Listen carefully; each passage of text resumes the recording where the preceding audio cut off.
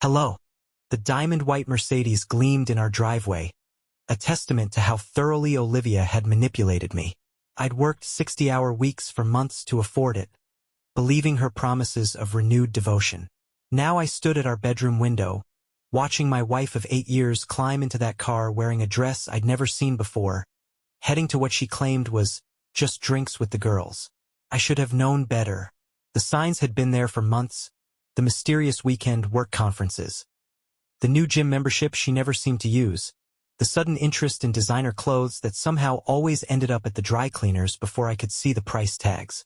But I'd been too consumed by my own ambition at the law firm, too eager to believe that material success could patch the growing distance between us.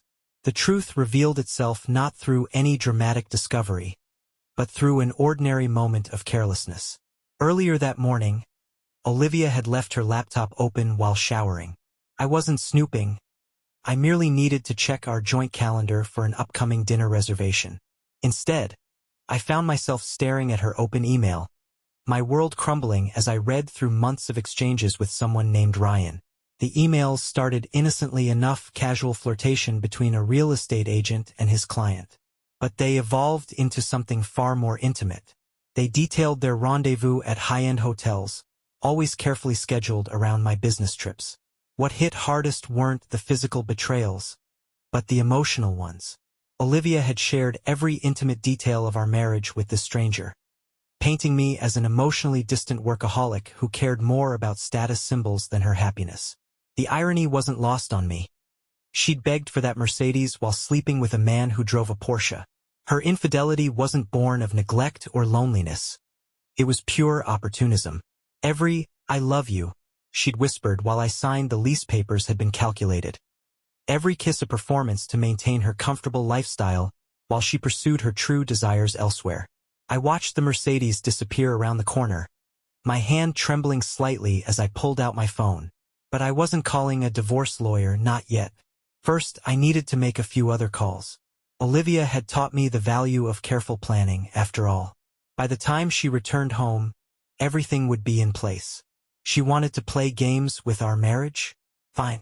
But she'd forgotten one crucial detail. In 8 years of marriage, she'd never once bothered to ask what I did before becoming a corporate lawyer. Some skills you never really forget, especially those learned in military intelligence. The sun was setting now, casting long shadows across our manicured lawn.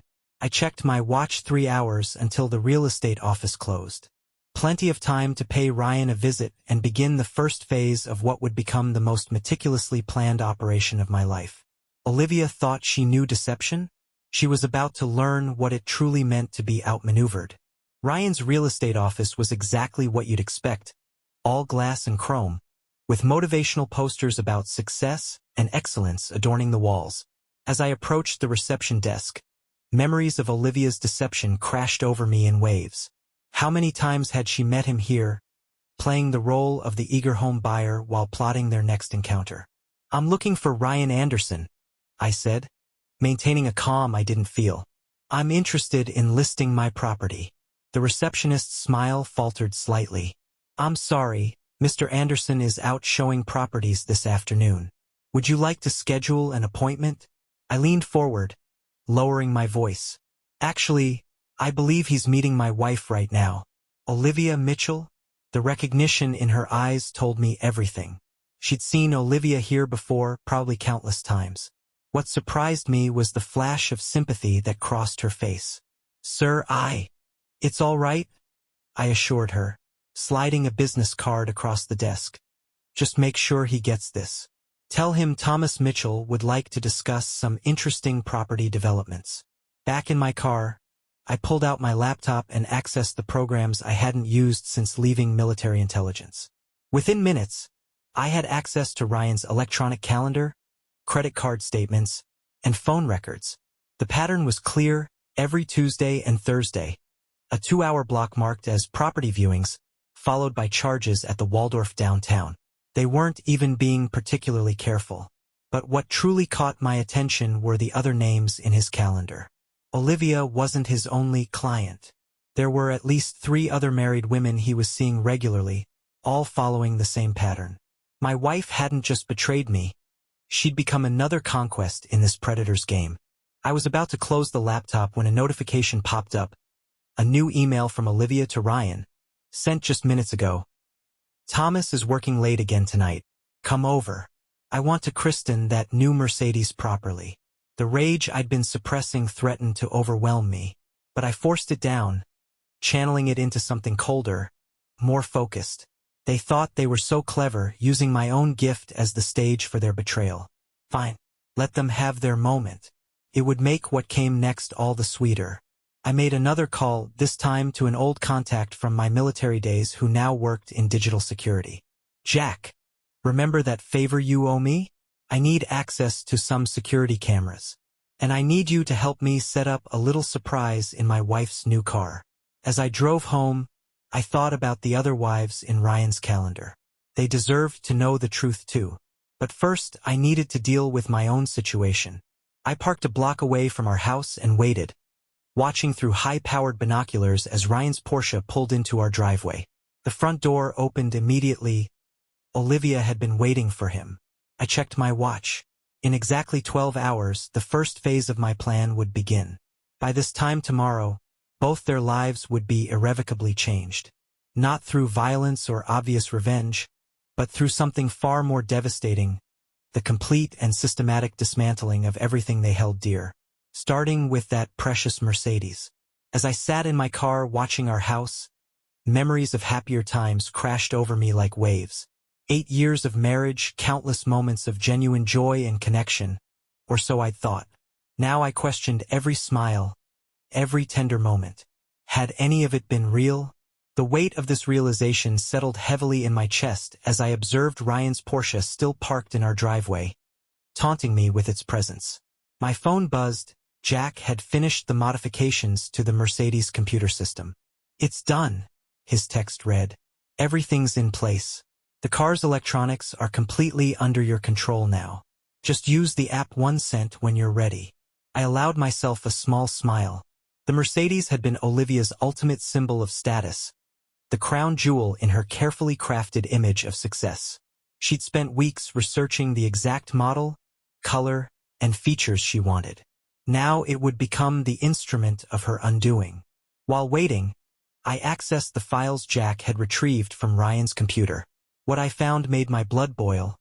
A folder labeled Trophies, containing intimate photos and videos of his conquests, including Olivia. But there was more detailed information about each woman's financial status, their husband's incomes, property values. This wasn't just about sex for him. It was an elaborate scheme to target wealthy women, manipulate them emotionally, and eventually profit from their divorces through carefully orchestrated real estate deals. My phone buzzed again. This time it was an email from one of the other wives I'd contacted earlier. She'd been devastated to learn the truth but grateful for the warning. She'd already hired a private investigator and offered to share any evidence they uncovered. Perfect, another piece falling into place. Around midnight, Ryan finally emerged from our house. He looked disheveled but smugly satisfied as he walked to his Porsche. I watched through the binoculars as Olivia appeared in the doorway wearing just his dress shirt, blowing him a kiss as he drove away. The casual intimacy of the gesture felt like a knife twisting in my gut. I waited another hour before making my move. The house was dark now, Olivia presumably asleep. I pulled out my phone and opened Jack's app. With a few taps, I activated the first phase of my plan. The Mercedes security system silently disengaged, its computer ready to receive new programming. Working quickly, I approached the car and plugged in a small device under the dashboard.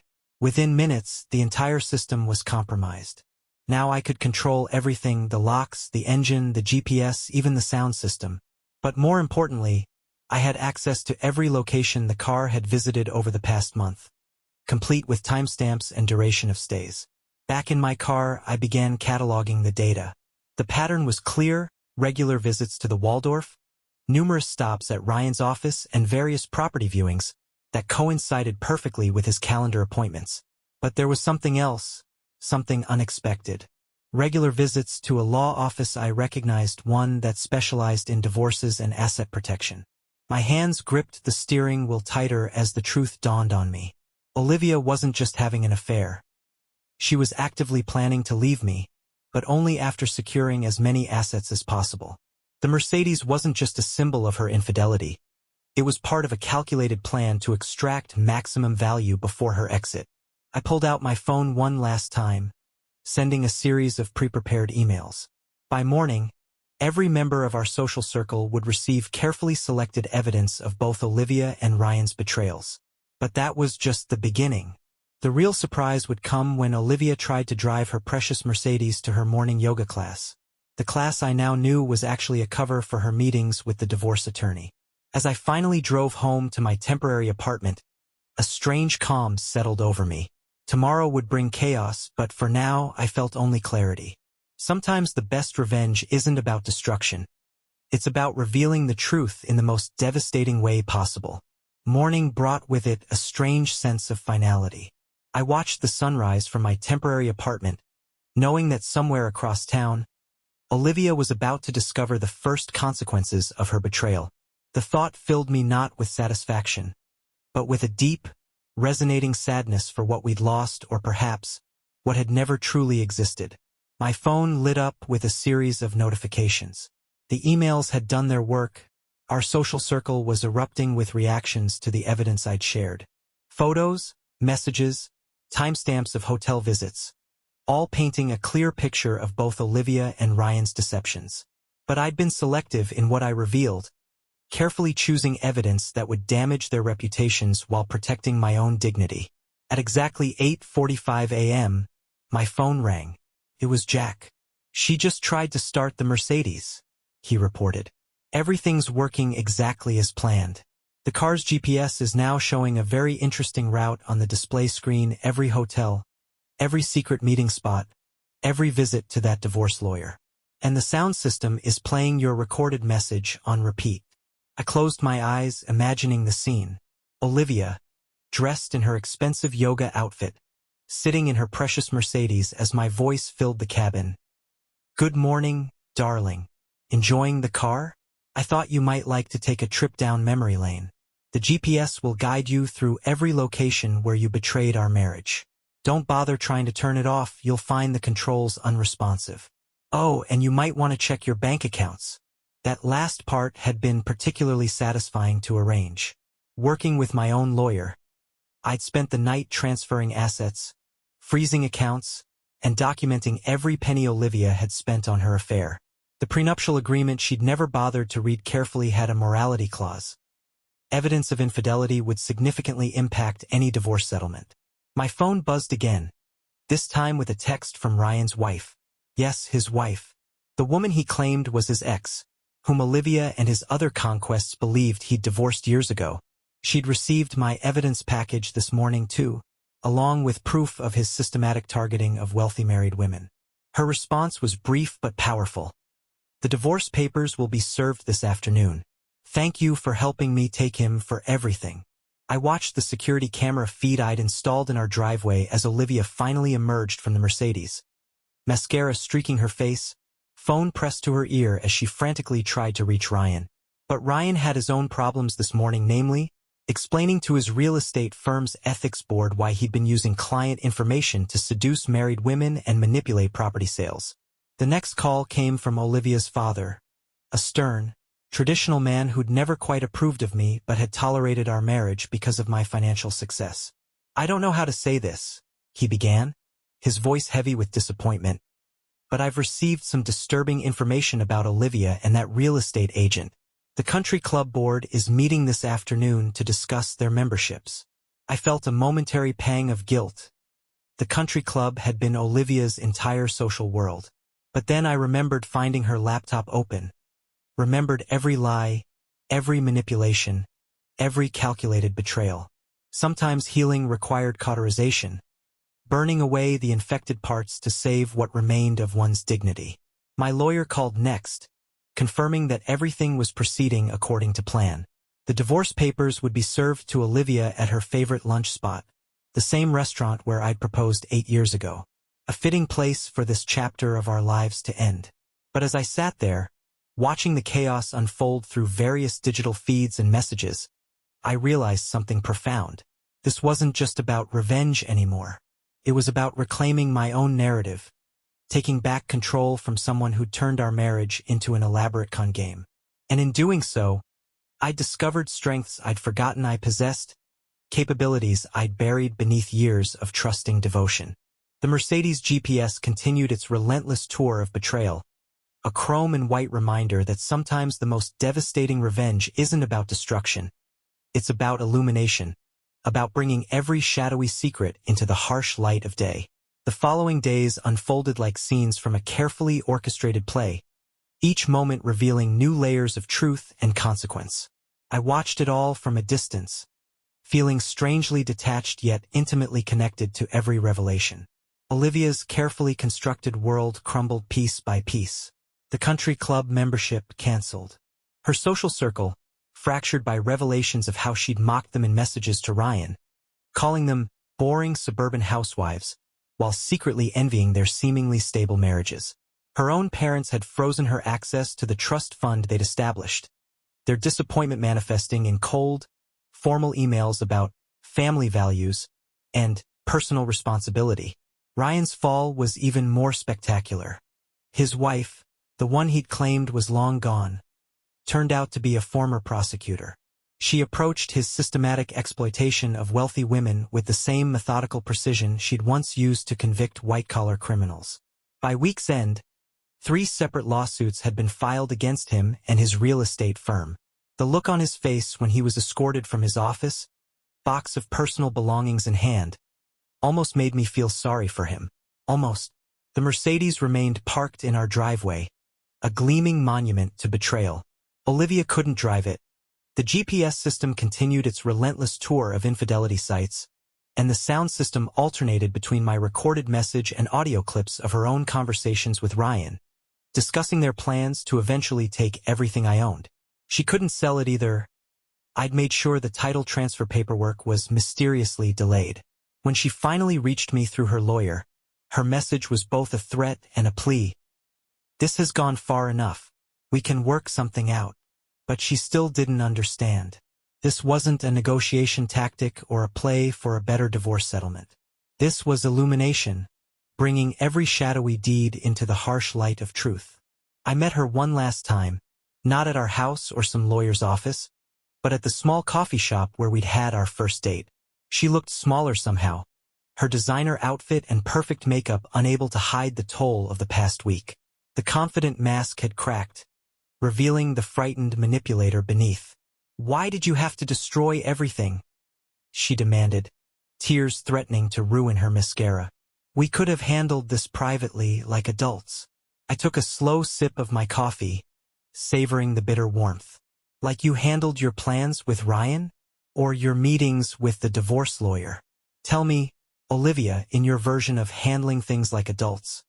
Would I have discovered the truth before or after you'd finished moving all our assets?" Her silence was answer enough. "The Mercedes was a test," I continued quietly. "I wanted to believe that having something you dreamed of would bring us closer. Instead, you used it as a stage for betrayal. But here's what you never understood. I didn't buy that car because you wanted it. I bought it because I needed to know if anything was still real between us." I stood up, leaving an envelope on the table. Inside was a single key to the Mercedes. "It's yours now. I've had the systems restored to normal. Sell it, keep it, I don't care. But every time you look at it, remember this: you didn't lose everything because you had an affair.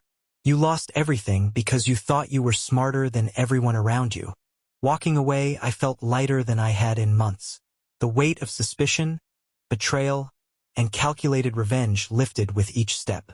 Behind me, I heard Olivia's quiet sobs, but they no longer touched my heart. Sometimes the deepest wounds heal only when we stop trying to understand why they were inflicted and simply accept that they taught us what we needed to learn. Weeks later, I received a package from Ryan's wife, copies of the final divorce settlement, and a brief note. "Justice comes in many forms. Thank you for helping me find mine." I smiled, thinking of the twisted path that had led us here. Olivia had wanted a Mercedes to prove her worth to the world. Instead, it had become the vehicle of her undoing, revealing the true value of integrity, trust, and the simple power of bringing darkness into light. The Mercedes was gone from our driveway now, sold to pay Olivia's mounting legal fees. In its place, I parked my old reliable sedan, its modest appearance a reminder that true worth isn't found in chrome and leather, but in the quiet dignity of living truthfully. As I turned off the engine each evening, I thought about the lessons learned, the strength found in betrayal's aftermath, and the peculiar peace that comes with letting go of both love and revenge, leaving only wisdom in their wake. Thank you for listening the story to the end. Write your thoughts about it in the comments and do not forget to subscribe. See you in the next videos. Bye.